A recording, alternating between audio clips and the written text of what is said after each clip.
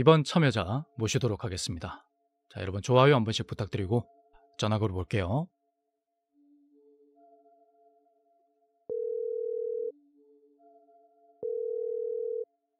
네, 여보세요? 네, 안녕하세요. 냥냥펀치님.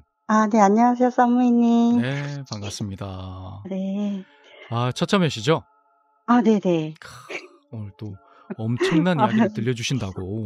네. 자기소개 간단히 부탁드릴게요. 저는 1980년대 초반에 이제 함경북도 청진에서 태어났어요. 북한 이탈 주민이에요. 그래서 네. 2004년 12월에 탈북을 해서 2005년 3월에 한국에 도착해서 지금 현재 대한민국 국민으로 살아가고 있습니다. 축하드립니다. 감사합니다. 또 제2의 인생을 또 한국에서. 자, 그러면 오늘 네. 들려주실 이야기는 어떤 이야기일까요? 제가 한국에 와서 지금 교회에 다니고 있어요. 그런데 이제 그 교회에 다니기 전까지 한국에 오게 된 사연이에요, 사실은 이 사연이. 제가 한국에 오지 않았으면은 아마도 그 나라에서 이제 죽을 수밖에 없었던 어떤 여러 가지 사건들에 대해서 말씀을 드리고 싶습니다. 그리고 아주 기묘한 이야기가 또 네. 포함된다고 하는데, 자, 지금부터 들어보겠습니다. 일단 이제 이야기에 앞서서 저희 아버님에 대해서 잠깐 먼저 이야기해 드려야 할 것 같아요. 이제 저희 아버님은 13대 외독자로 태어나셨다고 해요. 13대 동안 이제 아들이 외독자로 계속 태어나셨던 거죠. 이제 위에 고모님이 5분이 태어나셨고 이제 아버님이 태어나시고 아주 나중에 이제 막내 삼촌이 태어나셨는데 그전까지는 이제 13대 외독자셨어요. 근데 외독자에서 아들이 2이 된 거잖아요. 그래서 마을에서 잔치가 벌어질 정도로 굉장히 귀한 아들이었대요. 또 저희 친정어머니께서는 이제 몇 대째 여아가 태어나지 않았던 이제 어머님 사촌분들이 모이면 여자아이는 저희 엄마 혼자였었던 거예요. 근데 이제 그런 외독자 아들의 저희 귀한 여아 2분이 결혼을 하신 거죠. 네, 그래서 그 2분 중에 첫째가 저예요. 그러니까 친가 외가 모두한테 정말 사랑을 많이 받았어요. 네. 이야기를 이제 시작하는데 저희 친할머니께서 한국에서는 이런 분들의 신기가 있다고 말씀을 하시나 봐요. 근데 그쪽에서는 어떤 신기라든가 이런 걸 잘 모르잖아요. 근데 저희 신기가 있으신 할머니께서 이제 제가 태어나자마자 봤는데 신생아답지 않게 눈동자가 엄청 이렇게 보는 듯이 맑았대요, 눈동자가. 원래 신생아가 태어나면 잘 못 보거든요. 근데 사람을 보는 듯이 그렇게 눈동자가 굉장히 맑았대요. 그리고 이제 보조개도 쏙쏙 들어가고 머리도 새카만데 어떤 모습을 저한테서 본 거겠죠. 그래서 제 옆에 부모님 외에는 다른 사람이 접근을 못하게 하셨다고 해요. 근데 저는 기억을 못 하는데 이렇게 시비간지라고 해서 12마리의 그런 상상 속 또는 현실에 있는 동물들을 그려 놓은 병풍 액자가 제가 한 6, 7살 때까지 있었어요. 근데 그걸 가지고 이제 빙 둘러서 육각형으로 해 가지고 그 안에다 저를 눕혀서 저희 친정어머니께서 이제 젖을 먹일 때만 들어가서 젖을 먹이고 다시 나올 수 있게끔 깐난쟁이들 그렇게 키우셨대요. 이유를 알 수는 없어요, 저는. 근데 이제 저 아이한테서 "절대 눈을 떼지 마라." 그리고 저도 또 굉장히 아기 때 심장이 안 좋았어서 고생을 많이 했대요. 뭐 저는 아기 때니까 기억이 안 나죠. 근데 그러면서 이름을 귀한 아이일수록 천한 이름을 지어 준다고 그래 가지고 제 이름을 기생 이름으로 지어 주셨어요. 그래서 본명 북한 이름은 굉장히 조선시대에 이름 났던 기생의 이름이에요. 그랬다가 이제 성인 되면 공민증이라 그러거든요. 여기서는 주민등록증이라고 하잖아요. 근데 거기는 공민증이라고 하거든요. 그래서 그 공민증에 이름을 올릴 때 개명을 해라. 이렇게 말씀하셔 가지고 쭉 학교 다닐 때 너무 창피했었어요. 그 기생 이름을 가지고 그랬는데 이제 제가 6살 때 할아버지, 할머니께서 한 날 1시간 차이로 돌아가셨어요. 그러니까 뭐 할아버지가 10일 8시에 돌아가셨으면 할머니는 12일 9시에 돌아가시는 걸로 정확하게 한 날 1시간 차이로 돌아가셨어요. 근데 이걸 북한에선 저승배필이라 그러더라고요. 그러니까 천상배필은 이렇게 결혼할 때 천상배필이다. 돌아가실 때 그렇게 돌아가시는 분은 저승배필이라고 굉장히 뭐 그쪽에선 축복받은 거라고 그러는데 그건 할머니 의견을 들어봐야 하는 거죠. 네. 네. 그때 제가 이제 친가에서 자랐는데 친가가 굉장히 깊은 산속에서 살고 계셨어요. 이게 도로도 없고 길이 오솔길밖에 없었어요. 근데 제가 삼형제거든요. 근데 이제 제가 첫째 딸이고 둘째 아들, 그 아래 여자아이가 있었는데 저랑 남동생은 3살 차이, 그 바로 아래 여자애가 남동생이랑 여동생 차이가 1년이 채 안 돼요. 그러니까 남동생을 낳자마자 바로 임신을 하셔서 네. 낳으신 거죠. 그러니까 엄마가 너무 힘드시니까 저희 친할머니, 친할아버지께서 "아이 둘을 키워주마." 이래 가지고 할머니, 할아버지가 계시는 산골에서 자랐거든요. 네. 근데 이제 제가 6살 되던 해에 저는 잘 모르겠는데 아마 할아버지가 어떻게 돌아가셨나 봐요. 어떤 지병이 있으셨는지 잘 모르겠어요. 그거는 모르겠는데 할아버지가 옆에 누워 계시는데 친할머니께서 저랑 남동생이 이렇게 막 깜빡깜빡 잠들고 있는데 막 깨워 가지고 "할아버지가 돌아가셨는데 저 영감이 아무래도 나를 데리고 갈 것 같다." 이러시면서 빨리 옆집 아줌마 아저씨를 데리고 오라는 거예요. 아니면 아줌마 아저씨께 "지금 할머니, 할아버지가 죽어가요."라고 말을 하래요. 그런데 이 옆집이 이제 동산, 그러니까 저희한테는 엄청 먼 곳인 거예요. 동산 2개를 건너가야 하는 곳인데 깊은 산골이라고 했잖아요. 사나운 짐승들이 꽤 있어요, 거기가. 아. 그래서 남동생하고 둘이서 손잡고 그 집에서 사냥개를 키웠거든요. 2마리를 키웠는데 이제 사냥개 줄을 잡고 남동생을 잡고 사냥개가 그 옆집을 알았어요. 그 동산 너머 집을 알고 있었나 봐요. 그래서 이 개가 끄는 대로 갔어요. 가서 저희 할머니, 할아버지가 "죽어가요."라고 할머니가 말하랬어요. 이러고 저희는 말을 하고 밤새 걸었으니까 그냥 잠든 거예요. 잠들었다가 누가 막 흔들어 깨워요. 그래서 뭐지? 누구예요?" 그 눈 뜨니까 이제 응급구조차가, 여기로 말하면 앰뷸런스죠. 그 응급구조차가 저희를 태워 가지고 가려고 깨운 거예요. 그래서 근데 그 안에 이제 고모님들도 다 계시고 고모부님들도 계시고 저희 친정엄마도 계시고 그런 거예요. 그래서 "아 엄마다." 이러고 어쨌든 갔어요. 갔는데 가 보니까 할아버지가 제가 6살 기억인데 칠성판이라고 해 가지고 나무 판자 같은 게 납작하니 이렇게 있어요. 거기에 할아버지를 누였는데 이제 할아버지를 흰 천으로 둘둘둘둘 이렇게 감겨 있어요. 거기에 할아버지가 짠듯하게 이렇게 눕혀 있고 커튼을 이렇게 쳤어요. 근데 저는 이렇게 '뭐지?' 하고 호기심에 이렇게 커튼을 들춰봤는데 할아버지 그렇게 누워 계신 거예요. 그래서 "할아버지 안녕." 제가 이랬어요. 그랬더니 고모님들이 빨리 나오래요. 그래 가지고 나왔죠. 그리고 보니까 앞에 음식상이 이렇게 차려져 있는데 아줌마, 아저씨 2분 중에 1분은 이제 할머니한테 가고 1분은 이제 전화를 하러, 전화도 이제 한참 걸어 나가서 이렇게 핸드폰도 없고 집 전화도 없으니까 어떻게 물어서 이렇게 했나 보죠. 그 다다음 날이 저희 친할아버지 생신이셨어요. 그래서 생신 음식을 친할머니께서 막 준비를 하셨고 또 고모님들은 이제 할아버지 집이 시골이라고 했잖아요. 굉장히 산골이라고 했잖아요. 그러니까 전국 각지에서 고모님들이 다 오셔서 시내에 있는 저희 집에 모여 있었던 거예요. 이제 다음 날 엄마 집에 올라가자 이렇게 하고 모여 있었다가 갑자기 그런 이야기를 듣고 그 앰뷸런스를 타고 올라오시게 된 거죠. 그러니까 음식을 준비할 필요가 없은 거예요. 할머님도 이제 고모님들도 오고 친척분들이 오실 걸 예상하고 음식을 준비를 하셨는데 그게 그대로 제사 음식이 된 거예요. 이제 제가 이렇게 봤는데 할머니께서 제사상 앞에 굉장히 힘없이 누워 계셨어요. 그래서 저희를 이렇게 보시고 할머니께서 저희 남동생이랑 저를 너무 예뻐하셨거든요. 그런데 이제 고모님들도 있고 그 사촌 언니 오빠들 다 있는데 저희한테 "이리 온나." 이러시더니 저랑 남동생 손을 딱 잡고 무릎을 꿇으래요. 그래서 할머니는 이렇게 거의 기대 앉다시피 하셨는데 무릎을 꿇으니까 저랑 남동생 머리 위에다가 손을 얹고 어떤 기도를 해 주셨는데 내용은 기억이 안 나요. 저희 졸리기도 하고 이게 뭔지도 모르겠고. 근데 다만 기억이 나는 거는 저희한테 기도를 해 주고 이제 고모님들이랑 저희 어머님께 이야기를 하시는데 "내가 죽으면 우리 영감이랑 합장묘를 해라." 그러는 거예요. 그래서 합장묘를 하고 저랑 남동생한테 이러는 거예요. "절대 무덤에서 내려갈 때 뒤를 돌아보지 말아라. 누가 불러도 절대 돌아보지 말아라." 신신당부를 하시는 거예요. 그러고 이제 하루가 지났죠. 할아버지 돌아가시고 하루 지나고 그다음 날에 할아버지를 발인을 하는 날인 거예요. 발인날 네. 담일장이 됐는데 그날 아침에 할머니께서 돌아가신 거예요. 어휴. 그래서 근데 합장묘를 쓰라고 했잖아요. 그러니까 할아버지는 3일 만에 할머니는 당일 만에 발인이 되셔서 이제 장지로 올라가시게 된 거예요.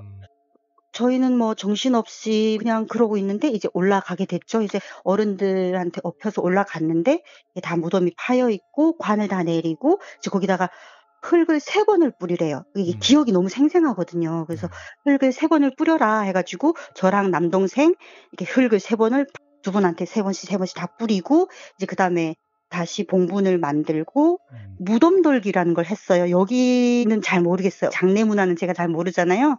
아직 한 번도 그런 적이 없어 가지고. 근데 무덤 돌기를 3번을 하고 내려가려고 하는데 무덤 돌기 하기 전에 저희 아빠가 제일 막내였잖아요. 네네. 그리고 막내 삼촌은 저랑 나이 차이가 8살 차이밖에 안 나서 굉장히 어렸어요, 삼촌께서. 근데 상주가 저희 남동생이었어요.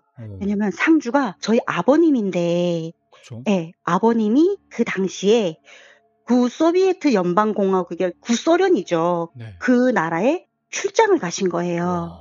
출장을 가시다 보니까 안 계셨어요. 그러면 막내 삼촌이 아니라 저희 남동생이 상주가 되는 거예요.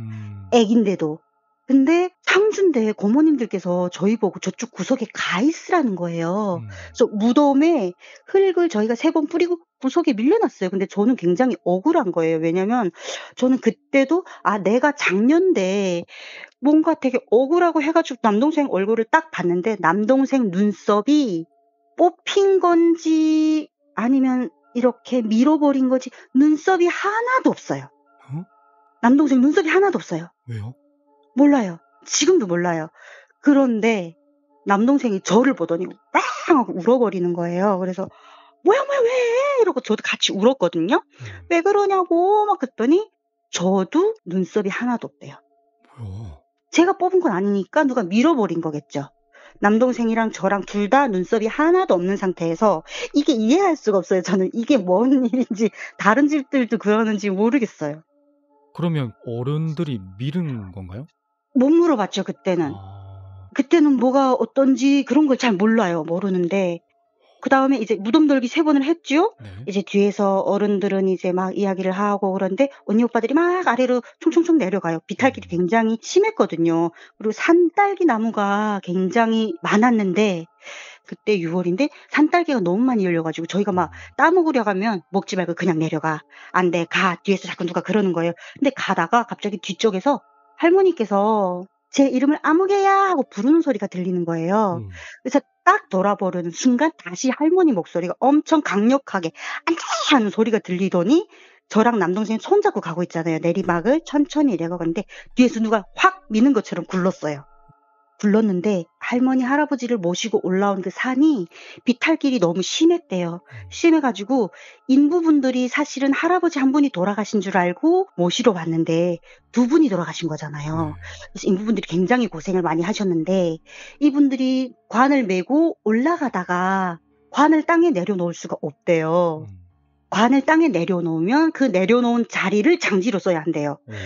네, 그쪽은 그런 풍습이 있나 봐요. 그래서 이분들이 굉장히 고생해서 그 터를 다 잡은 자리거든요. 그러니까 뭐 이런 풍수지리를 다 잡고 받은 장지여서 그쪽까지 굉장히 힘들게 올라가셨는데 거기서 우리가 조금 내려다가 확 굴렀는데 거의 아래까지 굴러 내려왔는데 너무 신기한 게 살짝 긁힌 자리, 까진 자리 외에는 다친 데가 없었어요. 와. 전혀 다친 데가 없었어요. 그러고 이제 제가 6살 때였잖아요. 북한은 7살이면 학교를 들어가요. 여기는 초등학교라 그러면 제가 있을 때는 인민학교라 그랬거든요. 네. 그리고 지금 국민학교로 바뀌었대요. 그거 잘 모르겠는데 제가 갈 때는 인민학교 이제 1학년이죠. 이제 할머니 할아버지께서 돌아가셨으니까 친엄마 아빠랑 살게 됐는데 학교에 다니는데 늘 엄마나 아빠 2분 중에 한 분이 저를 업고 학교를 가셨어요. 그래서 저는 잘 몰랐는데 나중에 곰곰이 생각을 해보니까 지금도 이게 눈에 환상처럼 보이거든요. 저 멀리 갈대밭이 있어요. 제 앞에는 갈대밭이 있어요. 근데 시누렇게 익은 갈대밭이 있는데 앞에 넓은 오솔길이 있어요. 벼 논두렁 같은 뚝이 있는데 저 멀리 철교가 보여요. 이렇게 아스라이 보이는데 친할아버지께서 제 손을 잡고 가재요. 같이. "아무개야 할아버지랑 같이 가자." 이러면 제가 할아버지 할머니를 너무 좋아했어 가지고 막 쫄래쫄래 따라가요. 그러다가 갑자기 눈앞에 친할머니가 확 나타나서 "가지 마. 안 돼." 이러면 정신을 확 차리면 제가 도로 한복판에 서 있는 거예요. 학교를 가다가. 예. 혼자서 학교를 가다가 집에서 학교까지 한 400-500 미터 정도 됐는데 저는 근데 '이건 뭐지?' 그런데 그런 일이 여러 번 반복이 돼 가지고 동네 아줌마들도 쟤 왜 한복판에 저렇게 서 있어?" 하고 저를 끄집어낸 적이 한두 번이 아니었대요. 그리고 엄마나 아빠가 제 손을 잡고 가다가 어느 순간 보면 얘가 없어졌어. 보면 도로 한복판에 서 있고 그러니까 이제 업고 학교로 데려다 주고 끝나면 데리고 오고 했대요. 근데 너무 다행인 게 북한이 차가 없어요. 아. 하루에 그 도로를 차가 한 2-3대 다녀요. 그래서 너무 다행인 게 죽을 뻔했는데 살았대요. 음. 한두 번 아마 치일 뻔한 적이 있었나 봐요. 네. 기억은 잘 안 나요. 그러니까 너무 이런 일이 반복이 되니까 이제 북한에는 공식적으로 무당이 없거든요. 오.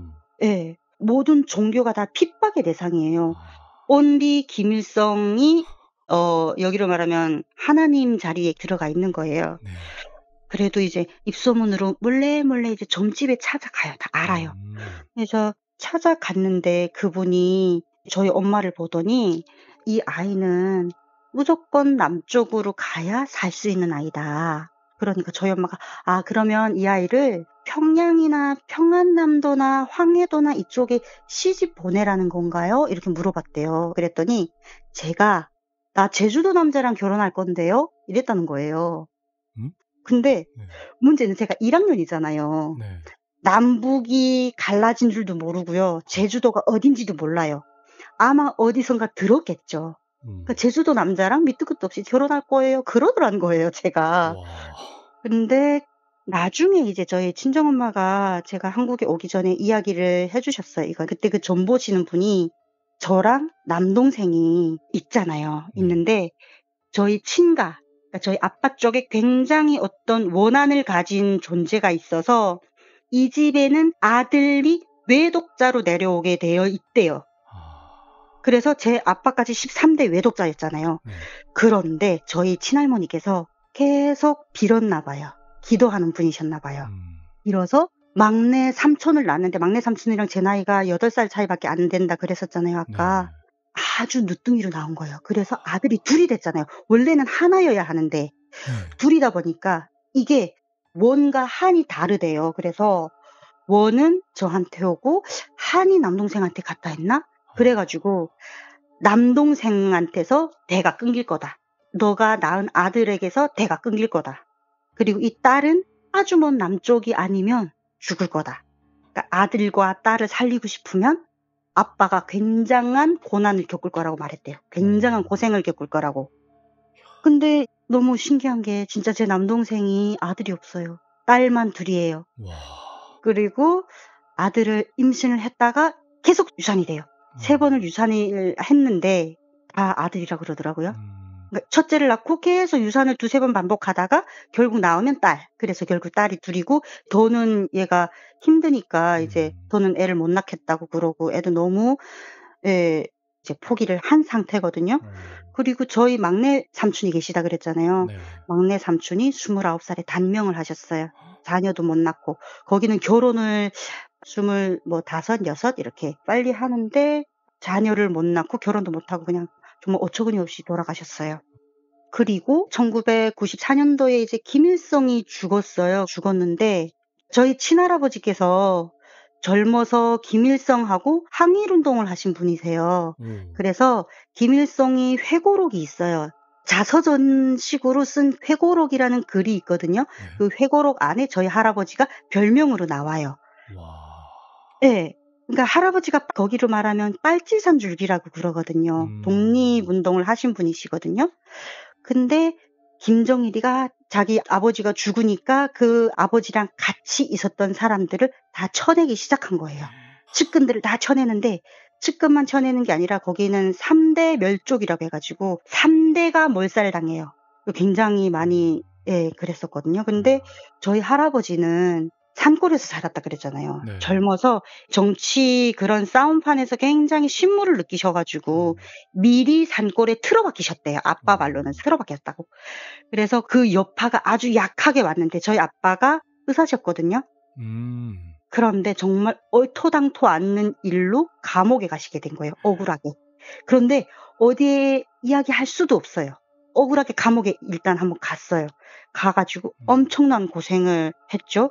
그리고 이제 김일성이 죽고 거기는 준전시 상태라고 해 가지고 전쟁에 준하는 상황을 계속 만들어 놨어요. 그리고 별의별 죄명을 붙여 가지고 많은 사람들을 총살을 시켰는데 이 사람들이 얼마나 야만인들인지 인권이 없어요, 그 나라는.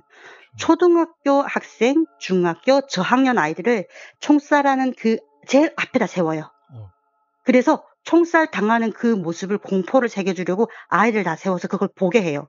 근데 제가 그 당시 키가 굉장히 작았거든요. 키가 굉장히 작아 가지고 제일 앞자리에 선 거예요. 근데 그날따라 그전에는 안 가고 싶으면 어떻게 해서든 빠졌는데 그날은 제가 제일 앞자리에 서게 된 거예요. 섰는데 그날 3명을 총살을 했는데 죄명이 토끼 3마리, 돼지 1마리, 뭐 누구네 집 닭 1마리 이렇게 잡아먹은 도둑질을 했는데 그분들을 사형을 하는 거예요. 사형을 하는데 커튼 같은 걸 쳐요. 하얀 커튼 같은 거 지금도 기억이 나는데 커튼 같은 거 치는데 그 커튼 뒤에 말뚝에 사람들을 세워 놓고 흰 마대자루 같은 걸로 씌워 놔요. 그래서 커튼 탁 치우면 마대자루 쓴 사람 3명이 말뚝에 서 있어요. 마대자루 탁 치우면 이 사람들이 입에 재갈을 물고 기운 없이 있어요. 마약을 먹였대요. 안 그러면 반항을 하니까 정신이 하나도 없는 거예요. 근데 제가 이렇게 그 사람들 면포자를 확 벗겼는데 이 사람들 아직 총살 안 당했잖아요. 총살 당하지 않았는데 이 사람들 바로 옆에 그 사람이랑 똑같이 생긴 사람들이 한 사람 한 사람 한 사람 3사람이 똑같이 그 옆에서 벌벌벌벌 떨고 있는 거예요. 이 사람들 아직 안 죽었어요. 죽었으면 차라리 제가 귀신이라고 믿었을 텐데 안 죽었어요, 아직. 근데 이 사람 정신은 없어요. 이미 많이 때리고 마약을 먹여서 이 사람들이 정신을 다 잃게 한대요. 방황하지 못하게. 제가 그걸 봤잖아요. 근데 다른 애들은 아무렇지 않게 서 있어요. 저는 봤어요. 그러니까 제가 선생님한테 "선생님 저 사람들 쌍둥이에요? 저 사람들 왜 같이 세워놔요? 저러다가 전 같이 맞으면 어떡해요? 저 사람들 내려오게 하면 안 돼요?" 이랬는데 선생님이 가만히 있으라고 막 윽박지르시는 거예요. 입 다물고 가만히 있으래요. 아무 말 하지 말고 가만히 있으라고 막 화를 너무 내시는 거예요. 그래서 가만히 무서워서 저도 선생님한테 혼나 가지고 그리고 경찰 그 안전원들이요 그러죠. 이제 척척척 걸어 나와 가지고 총을 쏘는데 얼마나 잔인한지 머리에다 대고 엄청 많이 퍼붓고 가슴에다 퍼붓고 다리에다 퍼붓는데 이걸 저희는 앞에서 직관을 하잖아요. 뇌가 튀고 피가 튀고 다리가 꺾이고 막 그 소리가 정말 형용할 수가 없어요. 정말 찢어지는 따다당 하는 소리가 장난 아니에요. 근데 저는 그 자리에서 그대로 푹 쓰러진 거예요. 기절을 해 버린 거예요. 그러고 이제 정신을 차렸는데 선생님이 저를 업고 걸어가고 계시는 거예요.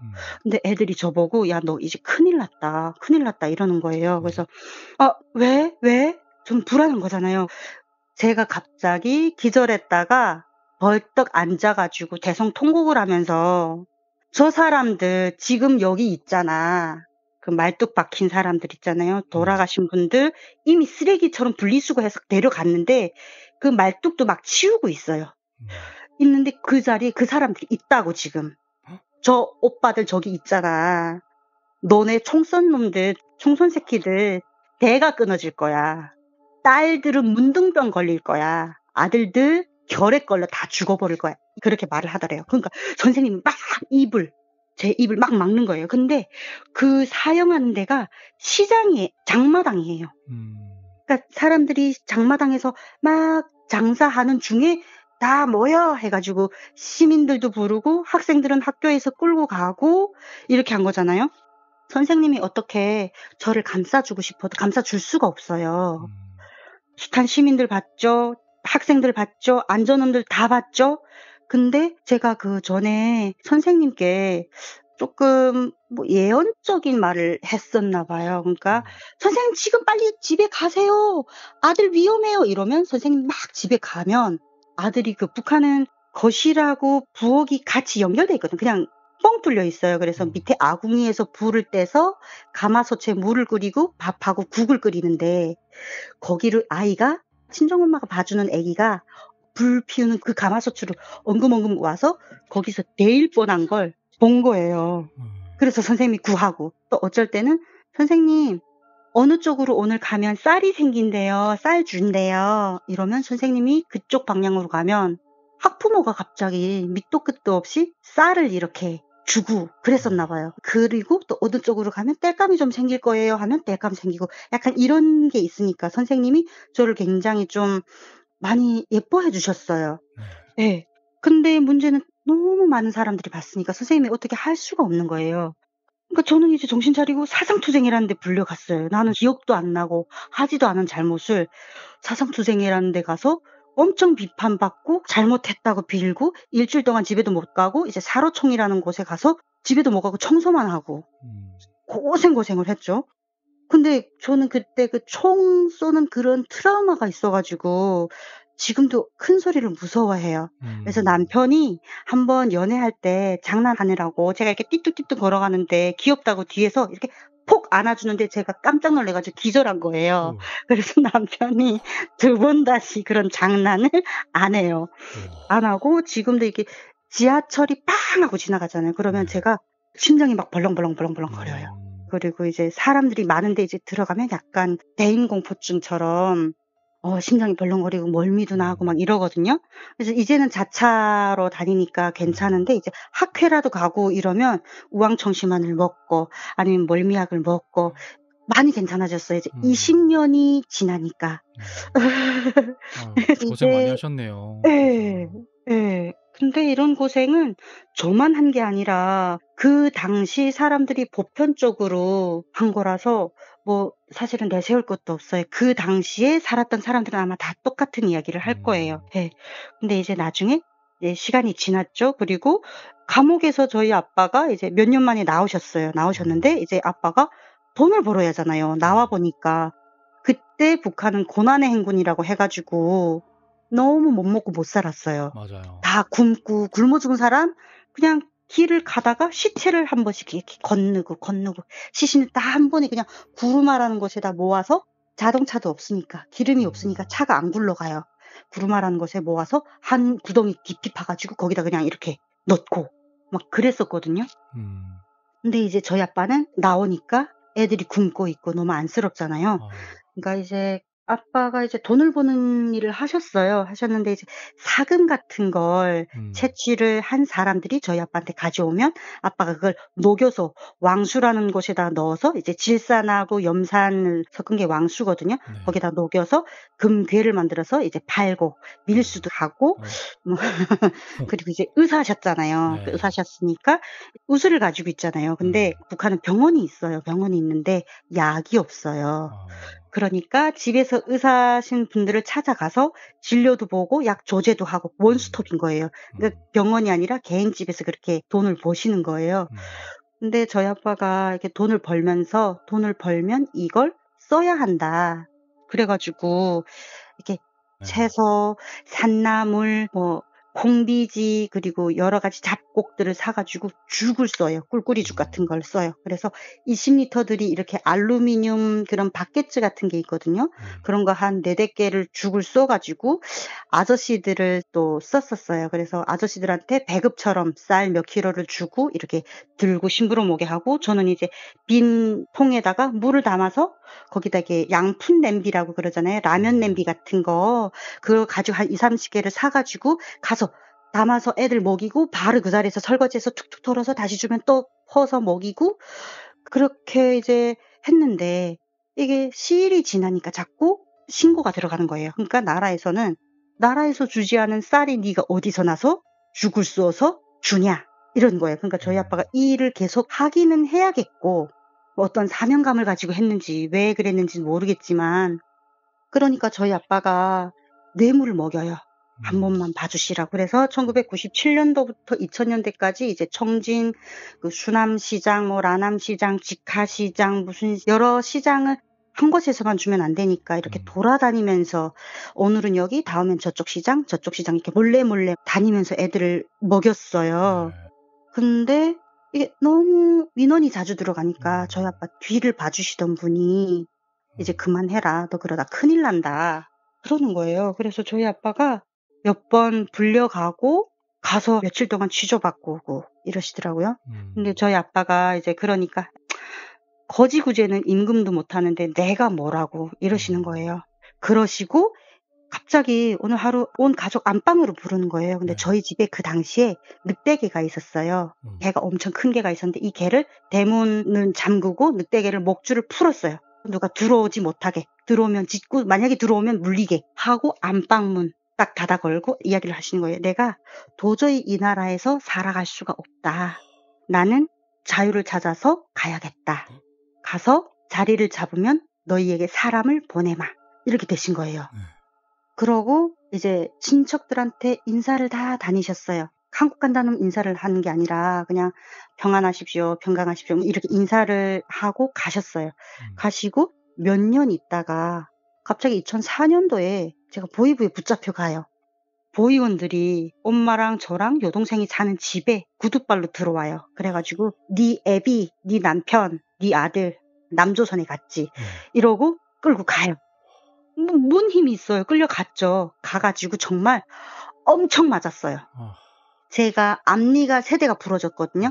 앞니 3 대 부러지고 얼굴에 그때 맞은 흉터가 아직도 남아 있어요. 앞니는 여기 한국 와서 임플란트를 하고 얼굴 흉터는 레이저로 했는데 그게 안 없어지더라고요. 연에만 지었는데 이제 근데 15일 동안 제가 그 안에 있는데 잠을 안 재워요. 자려고 하면 이렇게 봉 같은 걸로 배를 팍 찔러요. 깜짝 놀라서 깨요. 그리고 또 자려고 하면 또 팍 찌르고 이러는데 그럼 나중에는 사람이 정말 악밖에 남지 않는 화밖에 안 남는 거예요. 그래 가지고 욕을 했어요. 그랬더니 손등으로 제 얼굴을 쳤는데 시계를 찬 그 시계가 제 얼굴에 유리가 깨지면서 박힌 거죠. 유리는 박히고 저는 피를 철철 흘리고 세게 맞았으니까 저는 기절했는데 그 기절한 애를 또 시계를 깨먹었다고 한참 두드려 팼대요. 엄청 맞고 제가 기절을 하니까 이제 "이 아이를 데려가." 그래서 저희 집에 데리고 간 거예요. 가 가지고 제가 정신을 차리고 났는데 이게 화가 나서 못 견디겠는 거예요. 너무 화가 나잖아요 이게. 이게 사람이 사람 대접도 안 해 주지 이게 막 자존심이 막 어떻게 할 수가 없는 거예요. 그래서 시장에 가 가지고 이소니아지드라는 약이 있어요. 그때 북한에 결핵 환자들이 많아서 유엔에서 도츠약이라는 그 5 가지 결핵약이 있어요. 근데 그중에 이소니아지드라는 약이 있거든요. 이게 극약이에요. 많이 먹으면 죽어요. 그거를 80 알을 샀어요. 제가 의대 4 년을 그쪽에서 다녔었거든요. 그러니까 이제 그 80 알을 먹고 집에 왔어요. 한 2-3 줌 먹은 것 같아요. 집에 딱 도착해서 기절했는데 저희 엄마와 할머니와 고모님들이 다 의사시거든요. 의사시기도 하고 약이 중국산 짝퉁이었나 봐요. 그러니까 아마 한 10 알이 그게 된 거죠. 효과를 본 건데 이제 의사시니까 그리고 아빠가 또 약을 파셨잖아요. 그러니까 우유 가지고 관장을 하고 위로는 링거를 놓고 막 이렇게 해 가지고 저를 살린 거예요. 그래서 제가 정신을 차려 보니까 한 1 주일 정도 지났더라고요. 정신도 몽롱하고 이러는데 엄마가 저를 보더니 "안 되겠다." 이러더니 이제 또 물어서 용하다는 점집에 또 찾아갔어요. 찾아갔는데 딱 문을 열고 들어갔는데 어떤 할머니가 앉아 계시는데 백발이에요. 그렇게 고우신 분이 있을 수가 없어요. 하얀 백발에 한복을 입고 방석을 깔고 양반다리하고 가만히 앉아 계시는데 너무 온화하고 고요하고 고고하신 거예요. 근데 북한은 한복을 명절 아니면 잘 안 입어요. 근데 이분이 너무 그렇게 고요하게 앉아 있으니까 저희도 발뒤꿈치를 들고 살금살금 가서 앉았어요. 앉았는데 할머니께서 눈을 못 보시는 거예요. 시각장애인이신 거예요. 들어갔는데 뭐 사주 팔자요 뭐 이런 거 하나도 없어요. 눈을 못 보시는데 엄마 쪽으로 눈을 돌려서 보시는 것처럼 이렇게 보시고 고개를 돌리시면서 "너는 이제 남편을" 서방이라고 그러거든요. "너 서방 만날 생각 하지 말고 막내딸 하나 데리고 살아라." 아들은 저희 아빠가 데리고 갔으니까 아까 제가 첫째고 둘째가 남동생, 셋째가 막내딸 여자아이였다 그랬었잖아요. 근데 네네. 엄마한테는 딱 그 말만 하고 저한테는 "너는 올해가 가기 전에 네 아빠가 있는 남쪽으로 가라." 그분한테 아무 말도 안 했어요. 네. 그냥 조용히 가서 앉았어요 그냥. 근데 "너는 이제 이 나라에서 죽을 고비를 2번을 다 겪었대요." 첫 번째 죽을 고비는 언젠지 모르겠는데 겪었나 보죠. 네. 2번째 죽을 고비는 보이브에서 맞고 이제 약을 먹고 죽겠다고 한 그 2번째 거죠. 그런데 겪었으니까 이제 "너한테 쓸데없는 거 안 보일 거야." 나중에도 계속 보고 막 이랬었거든요. 카데바를 보면 막 식겁하고 제가 약간 그런 게 있었었어요. 의대 다니면서 해부학 시간에 이렇게 카데바를 여기처럼 그 신선한 바디가 아니라 클로로포름 같은 데 이렇게 깔아앉아 있는 카데바를 이렇게 휘휘 저으면 카데바가 떠올라요. 그러면 그거를 해서 배부하는 거기에다 넣고 이렇게 보고 이랬었거든요. 근데 그 상황에서도 저는 여러 가지를 너무 많이 봐 가지고 굉장히 피폐해 있는 상태였었어요. 근데 그 할머니가 "죽을 고비를 2번 다 넘겼으니까 이제 쓸데없는 거 안 보일 거야. 어쩌다 보여도 무시해. 그 대신 올해 안에 반드시 이 나라를 떠. 아빠가 있는 데로 가라. 안 그러면 너네 할머니가 너한테 해 주었던 어떤 일들이 다 무효가 되니까 올해 안에 너는 이제 가야 하는 팔자야." 이래서 제가 한국에 오게 된 거예요. 그 말 듣자마자 저희 엄마가 바로 돈, 옷, 제가 학생이라 그랬잖아요. 근데 네. 이제 한국에 가려면 국경 도시로 가야 하잖아요. 근데 북한은 통행증이 없으면 국경 도시 쪽으로 갈 수가 없어요. 근데 다행히 학생은 학생증이 있으면 보내요. 근데 저는 학생이었잖아요. 그러니까 학생증을 가지고 돈 가지고 옷을 가지고 그 밤에 가족들한테 다 인사를 드리고 출발했어요. 그게 2004년 12월 29일이에요. 이야. 그러니까 이틀을 앞두고 그 나라를 뜬 거죠. 그래서 저는 사실은 뭐 지금도 친할머니가 뭘 해 주셨는지 여기서 들으니까 뭐 비방이라고 그러는데 어떤 비방을 했는지 무슨 일이 있었는지 잘 몰라요. 뭐 그냥 동떨어지게 왔잖아요. 근데 어려서는 너무 이것저것 많이 보이던 게 안 보이고, 근데 지금도 한 번씩 이제 때로 있는지 없는지 장례식장을 굳이 찾아보지는 않잖아요. 근데 네. 갑자기 막 편두통이 오고 막 멀미하고 막 구역질을 하고 이러다가 쭉 보면 10m, 20m, 최소 100m 안에 장례식장이 있다거나 점집이 있다거나, 그러고 약간 뭐라고 해야지? 하수구 냄새, 누린내? 그 약간 털 그을리는 냄새? 이런 게 막 섞여 있는 냄새가 나거든요. 그런 거 딱 날 때는 주변을 돌아보면 뭔가 희끄무레한 게 한 번씩 보여요. 근데 너무 웃긴 게 제가 볼 때 남편도 봐요. 어? 아이씨 이러면 남편이 봤지 이러거든요. 근데 남편이 혼자 있을 땐 안 보인대요. 근데 저랑 있으면 보인대요.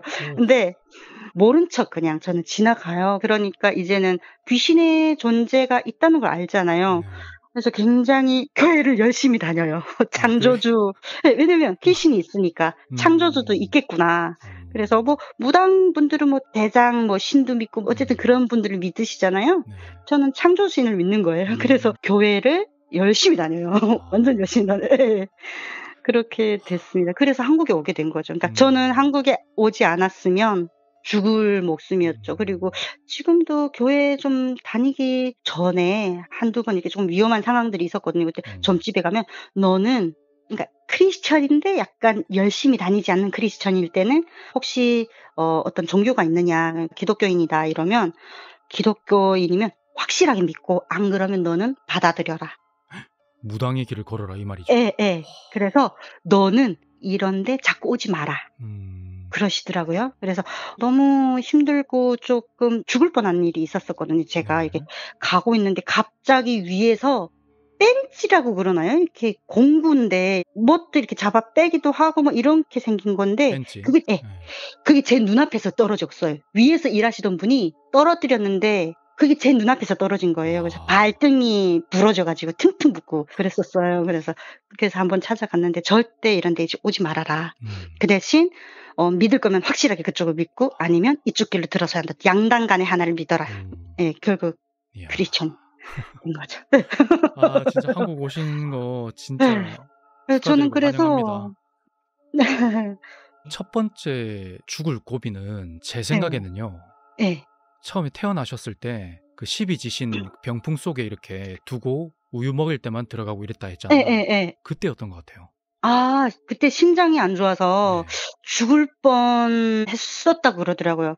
그래서 음. 심장에 난원공이라고 있는데 이게 태어나면 막혀야 하는데 막히지 않은 상태에서 태어나 가지고 활로사증이라고 그러거든요. 제가 의료인이라서 그런데 네네. 활로사증이라고 그러는데 그 정도까지 심하지는 않은데 난원공이 막혀 있지 않아서 굉장히 위험했다 그러더라고요. 아마 예, 모르겠어요.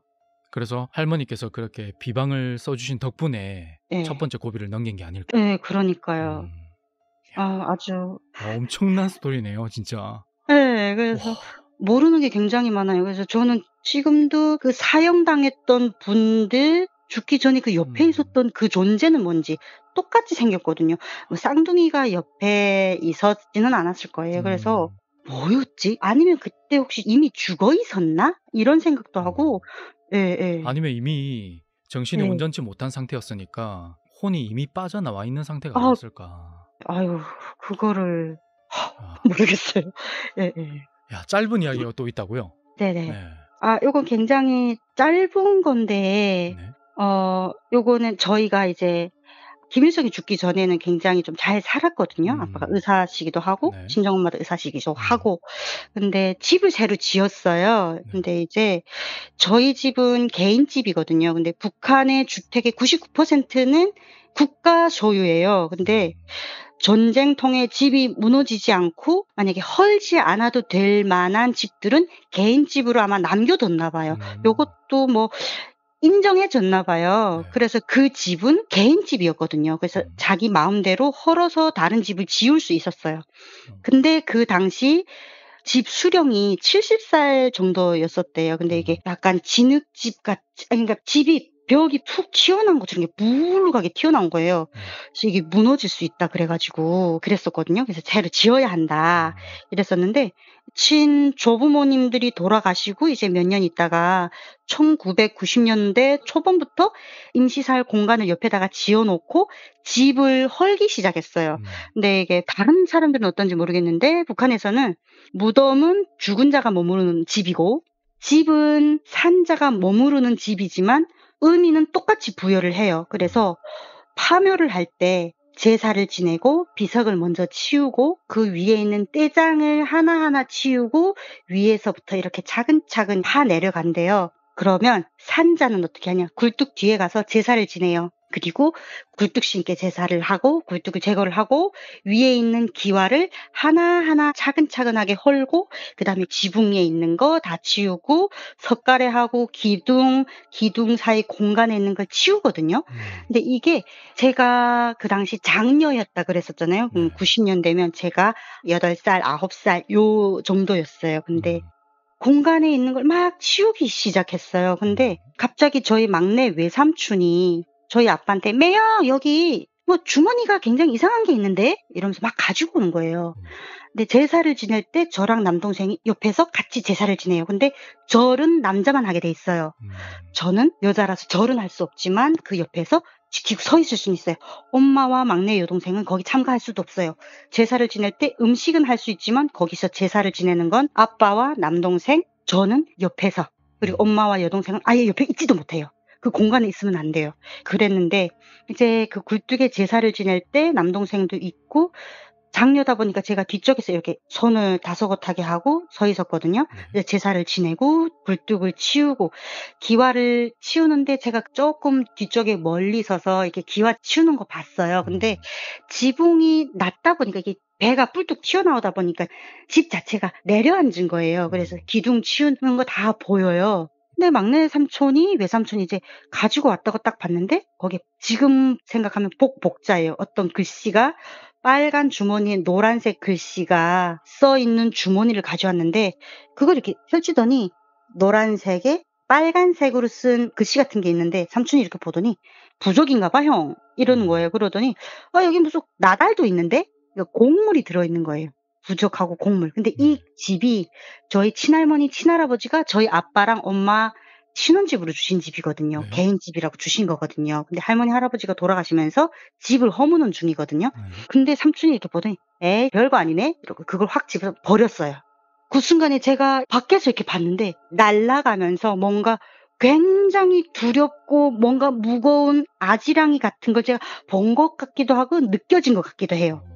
뭔가 굉장히 화를 내는 느낌이 드는 거예요. 그러면서 '아 위험하다.' 나이가 그렇게 어린데도 위험하다. "위험해요. 나오세요." 이러고 악을 쓴 거예요. 근데 갑자기 1 초도 안 돼서 집이 와르륵 무너져 버린 거예요. 와. 외삼촌 3 분, 막내 친삼촌, 저희 아빠까지 5 명이 그 밑에 딸려 버린 거예요, 집 잔해에. 어휴. 근데 너무 다행인 게 집이 오래된 집이다 보니까 이게 음. 바짝 말라 있는 거예요. 네. 그래서 삼촌들이 그 당시에는 다치지 않고 그냥 쪼끔씩 생채기가 생기고 그러고 이제 괜찮았어요. 근데 문제는 집을 지으면서 이제 임시 공간 옆에다가 공간을 지어 놨다 그랬잖아요. 제가 거기 들어가서 앓기 시작하는 거예요, 제가.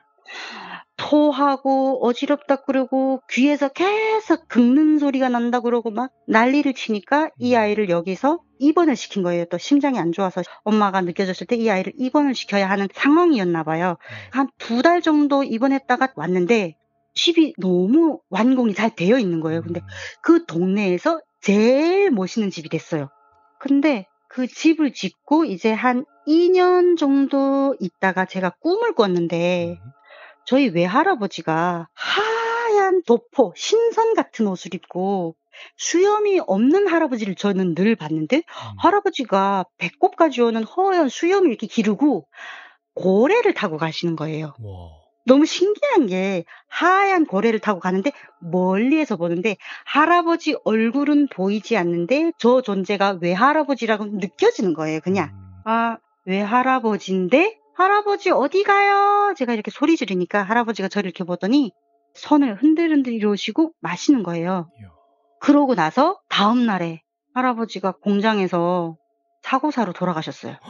할아버지 연세가 59 세, 저희 친할머니가 59 세에 돌아가셨어요. 저희 시아버님 59 세에 사고사로 돌아가셨어요. 이야. 아 너무 무서워요. 예. 전 아홉수가 위험하다고 그러거든요. 여기는 어떤지 모르겠는데. 근데 문제는 그 집에 공사에 참가했던 그 석가래 아래에 묻혔던 첫째 외삼촌은 이제 여기는 하수도 공사를 하면 안전장치를 해 놓잖아요. 네. 거기는 안전장치가 안 돼 있어요. 음. 그러니까 구덩이를 파 놓은 거기에 밤에 자전거 타고 가다가 그대로 빠지신 거예요. 얼굴이 형체가 없었어요. 그대로 박혀 가지고. 한 5, 6 달 후에 퇴원을 하셨는데 얼굴이 일그러진 채 지금도 살고 계세요. 한국이면 아마 성형외과에서 보건 수술을 했을 텐데 그냥 그렇게 다행히 살아 계시고 둘째 외삼촌은 큰 배에서 기관장을 하셨거든요.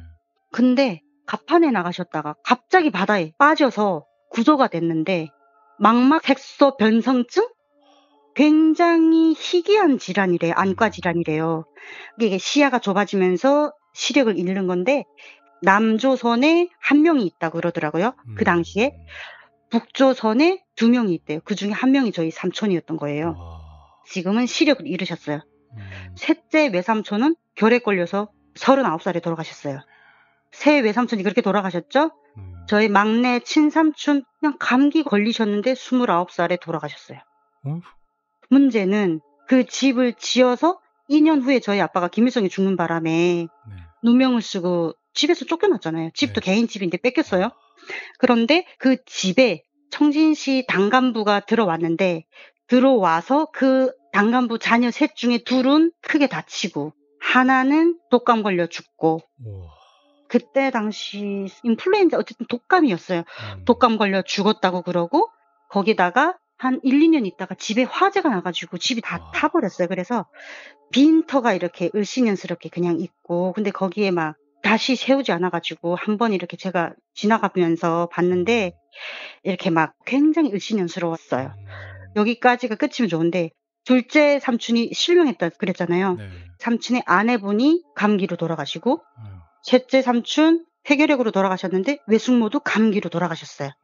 그러다 보니까 거기에 참가했던 사람 중에 4 명이 죽고 아내분 2 분이 죽고 저희 아빠는 한국에 오신 거예요.